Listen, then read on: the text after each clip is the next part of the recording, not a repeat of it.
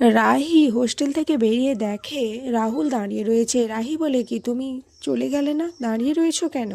রাহুল বলে, দেখো রাহি, তোমার প্রতি আমার কিছু কর্তব্য দায়িত্ব রয়েছে যেগুলো আমি অস্বীকার করতে পারি না। এরপর রাহুল আর রাহি বাড়ি আসার জন্য রওনা দেয়। ঠিক তখনই বৃষ্টি চলে আসে। এরপর বৃষ্টি দেখে রাহি বৃষ্টিতে ভিজতে থাকে। ঠিক তখনই কয়েকজন বাচ্চাও চলে আসে বৃষ্টিতে ভেজার জন্য। এদিকে রাহি কল্পনা করতে থাকে রাহুল তার সাথে বৃষ্টিতে ভিজছে। অপরদিকে রাহুলও এক দৃষ্টিতে রাহির দিকে তাকিয়ে থাকে। এরপর বৃষ্টি কমে গেলে রাহুল আর রাহি বাড়িতে আসে।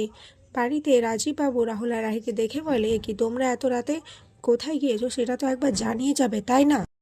কিন্তু রাহুল আর রাহুই কথাটা ঘুরিয়ে দেয়, তারা কেউই সত্যি কথাটা বলে না। রাহুলের ভাই বোনেরা খুব খুশি হয়, তারা ভাবে রাহুল হয়তো রাহিকে আস্তে আস্তে মেনে নিচ্ছে। এরপর ঘরে চলে আসে রাহুল আর রাহি। বাইরে থেকে রাহুলের ভাই বোনেরা ঘরটা আটকে দেয়।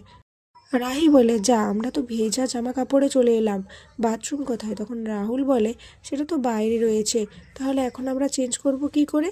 এরপর রাহুল একটা বেডশিট মাঝখানে ধরে থাকে আর রাহিকে বলে চেঞ্জ করে নিতে।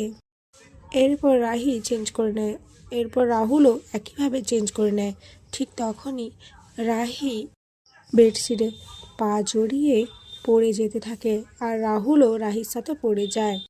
তখনই রাহুলের মা ওখানে চলে আসে। রাহুলের মা খাবার নিয়ে এসে ঘরের এমন অবস্থা দেখে রাহুলের দিকে রাগীভাবে চেয়ে থাকে। এদিকে রাহিও অস্বস্তিতে পড়ে যায়।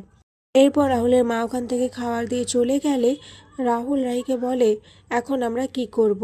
কিভাবে তুমি পারলে আমার সাথে জড়িয়ে যেতে? আমি একটা ভুল মানুষকে ভালোবেসেছিলাম, তার জন্য আমার জীবনটা এভাবে লণ্ডভণ্ড হয়ে গেল। রাহি বলে, তুমি তো জানো আমি পরিবারের কথা ভেবে বিয়েটা করেছি, আর তুমিও তো। তখনই রাহুল বলে, হ্যাঁ, সবই তো পরিবারের কথা ভেবে, কিন্তু আমার কথা কেউ কখনো ভাবেনি। অপরদিকে তিতলিকে যখন খাবার দেওয়া হয় হোস্টেলে, তিতলি খাবারটা পছন্দ হয় না।